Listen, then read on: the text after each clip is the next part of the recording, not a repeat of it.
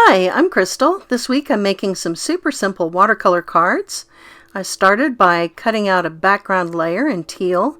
Then I'm getting out one sheet of mixed media paper, 9 inches by 12 inches. And it is important to use the right kind of paper for a watercolor project because this paper is chemically treated or sized. There's something included when the paper is made, and it is also coated so that your watercolor medium is going to move more easily on the paper than it would on regular cardstock.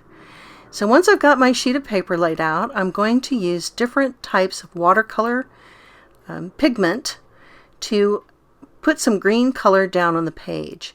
Now I'm going to use every kind of watercolor medium that I have because why not? But any one of these alone would be perfectly fine. I started out with watercolor pencils and gel crayons because both of these need to go onto dry paper. Once I've applied the watercolor crayon and distress pencil, I'm going to go on to spritz them with a little bit of water from my Target sprayer. And once I get them wet, I'm going to spread out the color with a paintbrush. Now I'm going to move on to some Artist Loft watercolor paint. That I spritzed the dry paint with my Target sprayer again, and then I'm putting the wet paint onto my green page. Just building up the color, filling in some of those blank spots to make sure that I've got green all over the page. Now I'm going to go on and add some Nouveau Shimmer powder. So my paper is dried a little bit, so it's not spreading out right away. If you put this on wet paper, it will spread immediately, but I'm applying dry powder to dry paper, and now I'm going to add more water with my trusty sprayer, and I'm going to spread that out with my paintbrush again.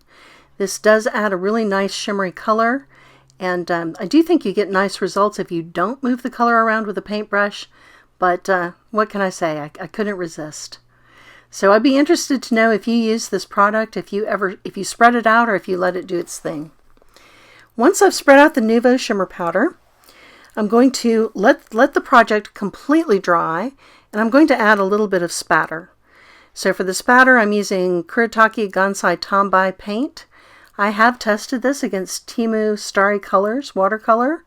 I found that the Temu was not a great savings in price, but it is a smaller package, and so if you don't want very much, that's a good option. And then I'm going to let the project completely dry again.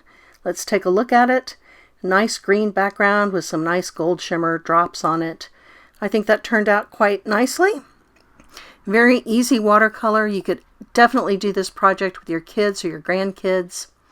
Once the project is dry, we can go on to cut it. And I'm going to cut the entire 9 by 12 sheet into squares first. And because of the size of the sheet, I'm cutting this into 3-inch by 2-inch rectangles. Once I've got those rectangles cut, I am going to take them and just use my scissors to cut out triangles. The triangles don't have to be perfect. They don't all have to be identical. They can be wonky.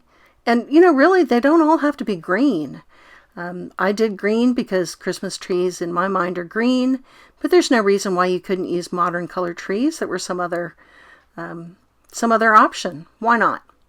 I also have a little piece of brown paper here that is about, an inch wide that I've cut down to make some tree trunks. So now that I've got all of my triangles cut out, I'm going to attach them to my little brown tree trunks just by using a little bit of liquid glue to attach the two to one another. And once I've got my trees built up, I can attach them to my teal panel to make my Christmas tree card. I did cut the word joy with a die. If you don't happen to have a word die, I think a sticker could be used here. But I think it makes a very attractive card. I had fun making the watercolor panel. Very easy project, and it certainly brought me joy. Thank you for joining me today.